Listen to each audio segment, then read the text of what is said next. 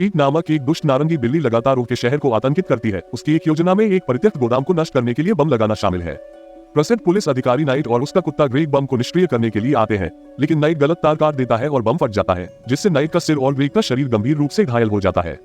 दो महिला surgeon night और ग्रेग को बचाती हैं। ग्रेग के सिर को नाइट के शरीर पर सिल देती हैं, जिससे कुत्ते मानव संकर का निर्माण होता है, जिसे वे डॉगमैन कहते हैं।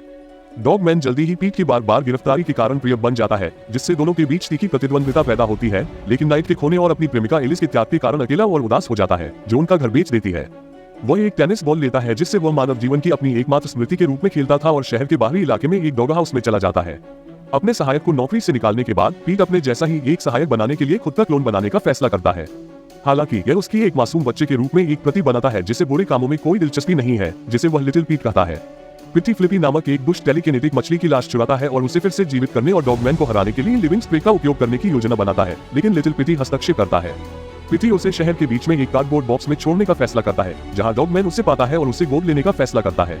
फिर दोनों एक दूसरे के साथ घुलने मिलने लगते हैं, क्योंकि वे डॉगमैन के डॉग हाउस में एक साथ समय बिताते हैं। अपनी मांग में पिटी को लिटिल पिटी द्वारा बनाई गई एक चित्र पुस्तक मिलती है, जिसमें उन दोनों को एक परिवार के रूप में दर्शाया गया है, जिससे उसे छोड़ने के लिए दोषी महसूस होता है। अपने पूर्ण सहायक से यह जानने के बाद कि लिटिल पिटी को डॉगमैन ने गोद लिया था, पिटी उसे अगवा करने और वापस करने के लिए अपने गोलाकार यंत्र 80HD का उपयोग करता है। डॉगमैन को पता चलता है कि लिटिल पिटी कहीं दिखाई नहीं दे रहा है, और वह और समाचार रिपोर्टर सारा हेटॉफ उसे ढूंढना शुरू करते हैं, लेकिन उन्हें पता चलता है कि वह चला गया था। इस बीच पिटी अपने क्लोन को बताता है कि उसके दुर्व्यवहार करने वाले पिता ने उसे एक बच्चे के रूप में छोड़ दिया था। उसे खुश करने के प्रयास में लिटिल पिटी 80HD का उपयोग करके पिटी के पिता, जिसे लिटिल पिटी द्वारा ग्रैंपा कहा जाता है, को उसके ठिकाने पर ले आता है। ग्रैंपा तुरंत पिटी को डांटना शुरू कर देता है, ये बताते हुए कि लिटिल पिटी की उम्मीदों के बावजूद वह नहीं बदला है। लिविंग स्प्रे फैक्ट्री में फ्लिपी को पुनर्जीवित किया जाता है, जब उसे फैक्ट्री के कर्मचारियों द्वारा गलत तरीके से संभाला जाता है, जिससे फैक्ट्री में भी जान आ जाती है। पिटी द्वारा सभी अच्छे लोगों को नष्ट करने के लिए पुनः प्रोग्राम किए जाने के बाद वह डॉगमैन और उसके दोस्तों को निशाना बनाता है, जो लिविंग स्प्रे से प्रभावित इमारतों की भीड़ से लड़ते हैं।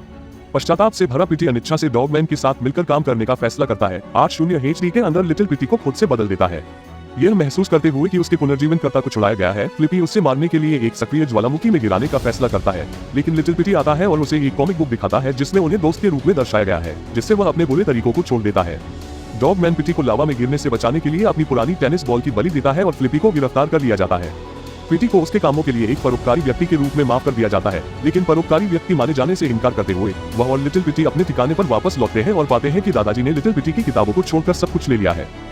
अपने क्लोन से बात करने के बाद पिटी अपने बेटे की कस्टडी डॉगमैन के साथ साझा करने का फैसला करता है और उसे रखने के लिए एक नई बॉल देता है। फिर वह जीवन के प्रति एक नए दृष्टिकोण के साथ अपने ठिकाने पर वापस जाता है।